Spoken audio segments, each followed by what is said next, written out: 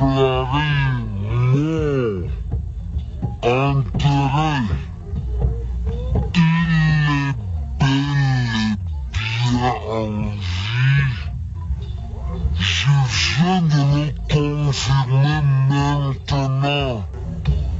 Des gens qui disaient qu'il était mort, faut pas que ça rêve, soit un cauchemar. Elle a rêvé devenu un bon cauchemar. Moi, j'étais très ému de le revoir. Et surtout que tout ce qu'on disait là, c'était que des fausses lumières.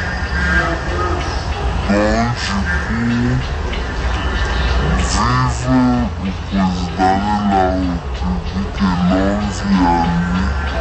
Papa, ça, quand il rentre, tout le monde doit être content de son. Vu son âge, on peut certainement avoir des inquiétudes. Qu'est-ce qui est arrivé, ceci, cela. Quand elle rentre en bonne santé, pour moi, je trouve que c'est normal, c'est bien pour la nation. Il va voir ce qui est je crois qu'il va comprendre les Camerounais. Bientôt les élections. Les Camerounais ont beaucoup perdu. Les Camerounais ont beaucoup de choses à retour. Mais les Camerounais attendent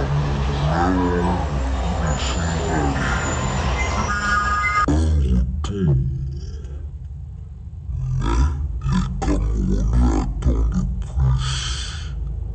Car plusieurs dossiers sont en instance.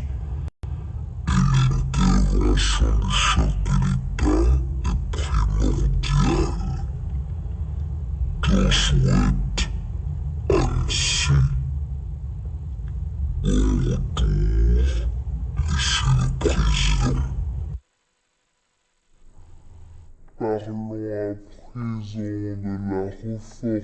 du code électoral au Cameroun.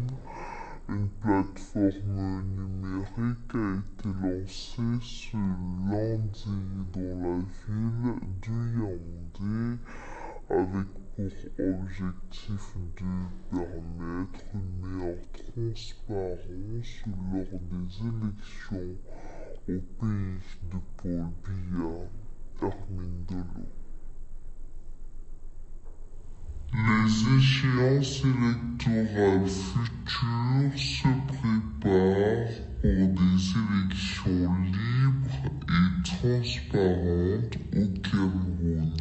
Les partis politiques se sont réunis au sein de l'UDC hier 21 octobre dans la ville de Yaoundé, car une partie de l'opposition annonce la mise sur pied d'une plateforme des partis politiques et organisations de la société civile engagées pour la réforme participative et consensuelle du code électoral camerounais qui passe par voie numérique. Précipier d'abord un site web de la plateforme des partis politiques engagés pour la réforme du système électoral, mais qui a évolué et aujourd'hui nous sommes heureux de vous présenter tout à l'heure le portail web. Nous allons ainsi, à travers cette interface, communiquer avec formé aux droits de l'homme et à l'observation électorale,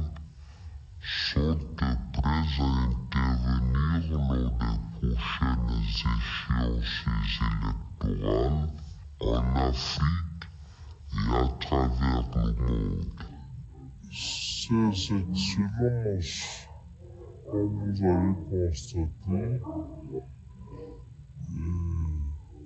ont pris les bases et les prérequis de l'Observatoire international. La formation n'est pas terminée, ça se poursuit sur le terrain. Parce que la formation proprement dite, c'est en pratiquant qu'on apprend. Et je peux déjà vous dire que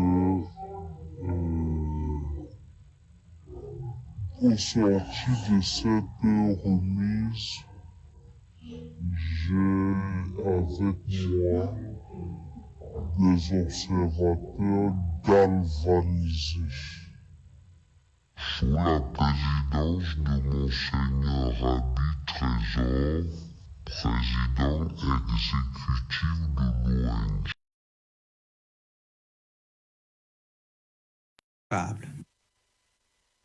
Toujours ce lundi 21 octobre 2024 s'est tenue la réunion de coordination administrative du comité de coordination des opérations de maintien de l'ordre. Il en ressort que le département d'Union et Kélé connaît ces 3 derniers mois un calme en dépit de quelques cas d'insécurité notifiés dans cette partie du pays. Inès Mengue. C'est la salle des fêtes de l'église presbytérienne camerounaise de la Pierre Lumineuse de Ngokma-Poubi qui a servi de cadre ce lundi à la réunion de coordination administrative du département d'Union et Kélé dans la région du centre. Une rencontre présidée par le préfet Chaïbou pour le compte du 3e trimestre. Occasion pour le préfet de dresser le bilan exhaustif de son département au cours de la période référencée sur le plan administratif, politique, socio-économique et sécuritaire. Nous avons réussi le démarrage effectif des travaux de délimitation, de constat d'évaluation des biens impactés dans le cadre du projet de construction du barrage Kikok.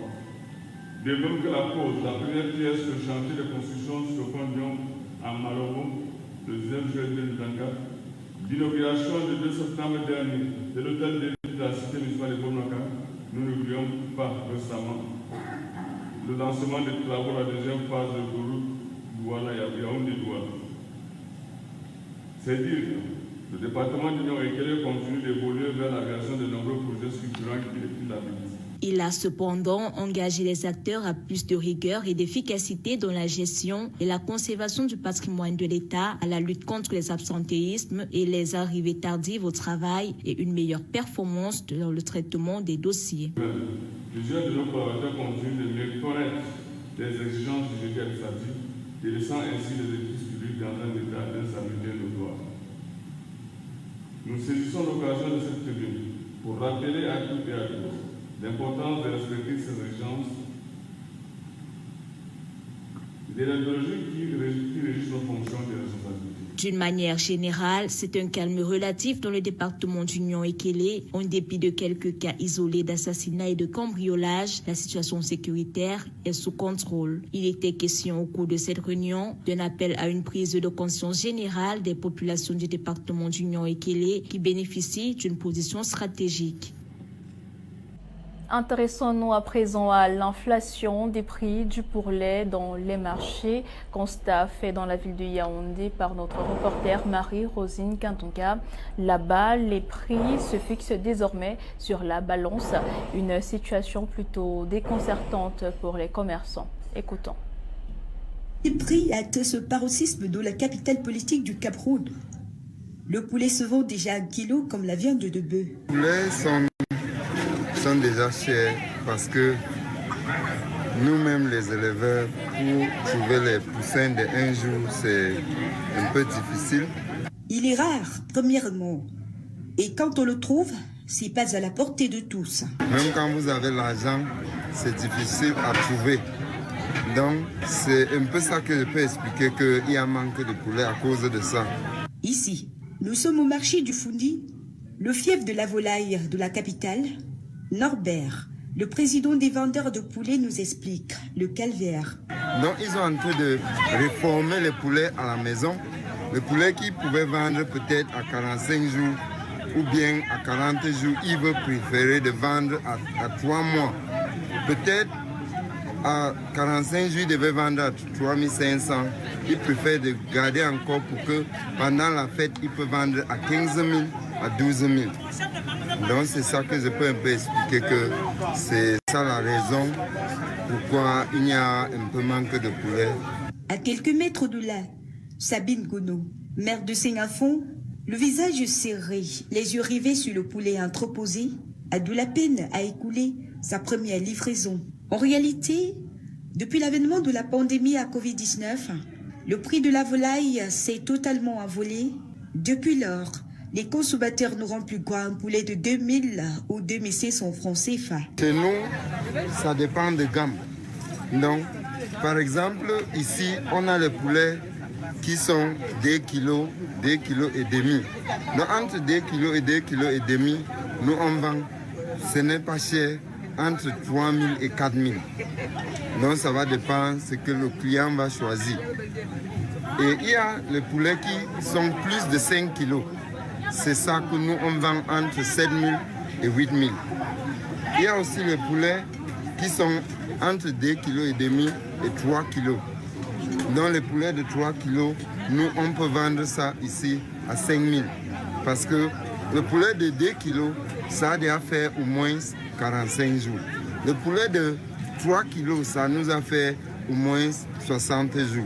Et le poulet qui dépasse déjà 5 kilos là, ça a déjà fait au moins 70 jours à 75 jours. Conséquence immédiate, les clients se font de plus en plus rares. Plusieurs personnes préfèrent prendre d'autres aliments à la place du poulet. Question de maîtriser le budget. Autre conséquence, même les déplumeurs sont en sevrage. Le poulet n'est donc plus à la portée de tous. Au cas contraire, chacun devra devenir éleveur. Vous l'avez compris, la conjoncture économique va croissante sur l'étendue du territoire national et en particulier dans la ville de Yaoundé. Une conjoncture qui impacte directement le marché des œufs car figurez-vous, dans la capitale politique du pays, il faut désormais débourser la somme de 150 francs CFA dans certains endroits pour un œuf frais. Constat fait une fois de plus par Marie-Rose Ngandonga sur le terrain. Le Cameroun marche désormais sur les œufs.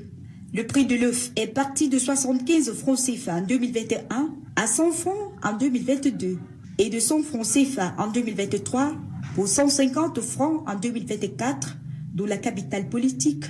Ça a été toujours comme ça, les œufs vont toujours en dents de scie. Mais à l'heure actuelle, c'est un peu très élevé. On n'était jamais arrivé à ça. Pour le moment, c'est un peu... D'accord. L'inflation des denrées alimentaires est perceptible sur le marché. La vie devient de plus en plus difficile. Selon Anne, vendeuse en détail, plusieurs raisons sont évoquées pour expliquer cette inflation des prix. En ce qui concerne les œufs, pour le moment, ce n'est pas le chocolat. Ce n'est pas trop bon. En fait, ce que pour le moment, c'est les œufs sont très rares. Oui, les œufs sont très rares. On en trouve. Généralement, on nous explique que le maïs est pas cher, c'est-à-dire l'aliment ça coûte cher. Et puis même les poussins, on n'en trouve pas. Parce que quand on passe les commandes, ça ne vient pas rapidement. Et puis ça ne sera même pas le montant, la quantité demandée. Du coup, je ne sais pas ce qui se passe. Donc, personne ne peut expliquer réellement ce qui se cache derrière les autres. En tout cas, pour ma part, parce que c'est tout compliqué. En réalité, l'alimentation de la volaille représente environ 70% de dépenses. Les crises exogènes consécutives en sont également responsables. Après la crise du Covid-19, l'Europe a connu la grippe aviaire en 2021 et s'en est suivi la guerre en Ukraine. Elle a conduit l'augmentation du carburant, sans compter le maïs qui est désormais importé du Brésil. Et lorsqu'on évalue le coût du transport, inéluctablement, cela va se répercuter sur les aliments, a expliqué Mama Odile, vendeuse au marché 8e de Yaoundé. Et puis toi qui es sur le marché, tu ne peux pas en vouloir le vendeur. Parce que si un vendeur achète par exemple un plateau d'œufs à 2500 francs, et s'il faut revendre un œuf à moins de 100 francs, 150, il ne pourra pas s'en sortir. Parce que là, il parle d'abord du frais de transport. Donc là-dedans, il faut payer les impôts, payer la main d'œuvre, c'est énorme.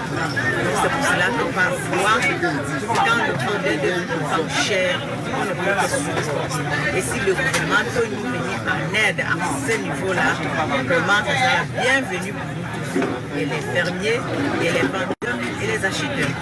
À cette allure, les Camerounais vont devenir des végétariens. Dans l'actualité africaine de ce jour, rendons-nous tour à tour au Tchad et au Gabon. Au Tchad, l'opposition boycottera les élections législatives. Le président du premier parti d'opposition au Tchad, Succès Masra, a annoncé son refus de participer aux élections législatives et communales prévues le 29 décembre prochain. Annonce faite lors d'une cérémonie de commémoration du 20 octobre 2022, date à laquelle au moins 300 personnes protestant contre le maintien de la junte militaire. Légitimement, le président Mahamat Idriss Déby Itno avait été tué par balle par les forces de l'ordre selon les organisations non gouvernementales nationales et internationales. Sa décision intervient 2 jours après l'annonce du maintien des élections au Tchad, alors que l'ancien premier ministre tchadien avait demandé le report des 2 scrutins en raison des graves inondations au Tchad, mais aussi pour prendre le temps de reviser les textes électoraux et de refonder les institutions électorales pour les leaders, les transformateurs. Participer au scrutin de décembre reviendrait à cautionner un résultat qui est déjà enregistré dans les ordinateurs du camp du président Mahamat Idriss Déby. Le groupe de concertation des acteurs politiques avait déjà fait part en septembre de sa volonté de boycotter le scrutin, dénonçant un climat délétère de dictature et de terreur et les risques de fraude électorale. Ce scrutin a été boycotté par une partie de l'opposition et jugé ni crédible, ni libre, ni démocratique par la Fédération internationale pour les droits humains. Nous nous rendons au Gabon cette fois-ci. Le texte final du projet de la nouvelle constitution rendu public. Le pays est sur le point de se doter d'une nouvelle constitution. La version définitive du nouveau projet a été rendue publique cette semaine.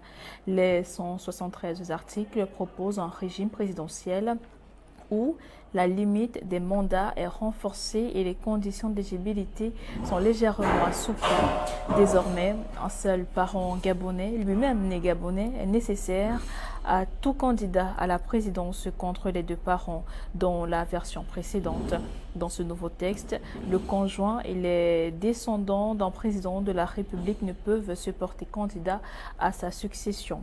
Le régime présidentiel gabonais inclut également 2 vice-présidents aux côtés du chef de l'État détenteur du pouvoir exécutif et le président peut dissoudre l'Assemblée. Les parlementaires peuvent mettre le président en accusation devant la Haute Cour de justice pour violation de son serment ou pour haute trahison. Les Gabonais s'exprimeront le 16 novembre prochain lors d'un référendum en vue d'adopter ou non cette nouvelle constitution qui tourne définitivement la page à la dynastie Bongo. Et voilà qui referme cette édition de l'information en langue française pour le compte de ce jour sur MyMedia Prime Télévision. Mesdames, Messieurs, merci de nous avoir suivis. Restez en compagnie de nos programmes qui se poursuivent avec l'édition de l'information en langue anglaise, cette fois-ci à 18h30 exactement.